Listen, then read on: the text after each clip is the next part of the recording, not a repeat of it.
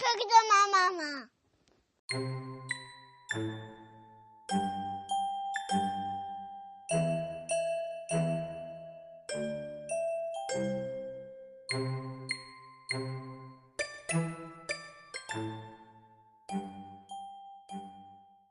Donc la première étape pour moi, c'est de coller sur l'arrière du papier rugueux, donc du papier de verre, mes chiffres qui ont été donc imprimés ou écrits à l'envers pour pouvoir les avoir ensuite une fois qu'on retourne le papier pour qu'on les ait à l'endroit.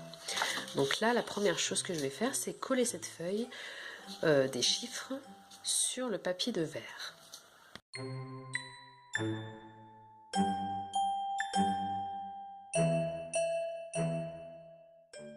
Donc là j'ai réussi à coller donc le papier. Et quand on va, donc les chiffres là sont à l'envers, et quand je vais les découper, ils seront à l'endroit sur le papier de verre, sur le côté rugueux du papier de verre. Prochaine étape, on va découper les chiffres au ciseau.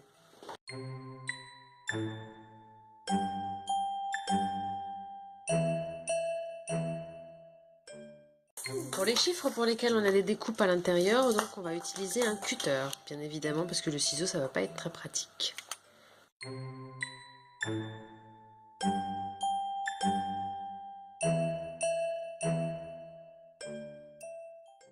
Maintenant que nous avons nos chiffres rugueux découpés, on va préparer les papiers verts avant de les plastifier.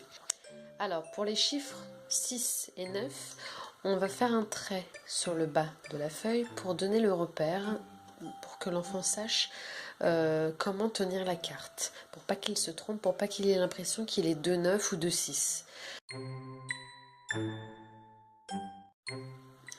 Donc après le 6 et le 9, nous allons tout simplement mettre une petite flèche, j'ai choisi la couleur noire, qui va donner à l'enfant le sens du tracé. Donc voilà, j'ai réalisé les flèches de direction du tracé. Donc par exemple pour le 8, on démarre, donc j'ai mis la flèche de cette façon pour expliquer qu'il faut partir dans ce sens, puis dans ce sens. Toutes les feuilles vertes, je les ai mises dans des pochettes de plastification. Et donc maintenant on plastifie l'ensemble des carrés, donc les 10 carrés. Une fois que vous avez plastifié, bien entendu maintenant il faut découper les bords pour avoir une surface bien carrée, donc comme celle-ci. On va prendre la colle, donc la colle forte, et on va tout simplement coller nos chiffres dans le bon sens sur chacune des cartes. Et donc ce sera la dernière étape de la réalisation des chiffres rugueux.